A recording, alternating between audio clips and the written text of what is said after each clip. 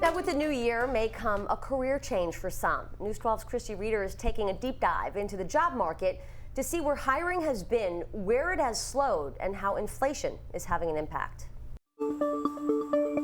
What's the dream job? In our deep dive preview poll, we asked you, when looking for a job, what extras are important to you? So let's take a look at the numbers. In New York City, in the Bronx, and Brooklyn, you can see a majority, 67%, said remote opportunity. Let's get to Westchester now, where a majority there said that they're looking for flexible hours. And on Long Island, a majority of those polled said they want the remote opportunity. So when looking at the job market, experts, they're always tracking the unemployment numbers, and so is Caleb Silver from Investopedia. Caleb, just this week we heard a warning from the Federal Reserve Chair that high inflation that could make it harder to restore the job market. So what does that mean, and what are we seeing in New York?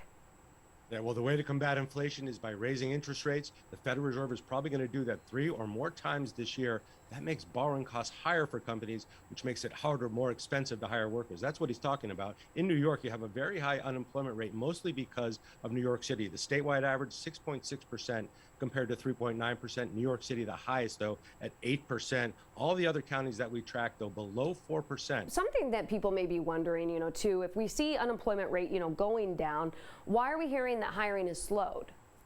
Yeah, they're based on 2 different surveys. So the unemployment rate is actually families or households filing for unemployment claims. The other one, job gains, are about people getting back to work, companies hiring. Less people filing for unemployment claims, less people actually getting hired, except for the restaurant industry. Always taking the complex topics, breaking them down for us. We appreciate it. And if you scan that QR code, you're going to be connected to tips that we have to help you get hired.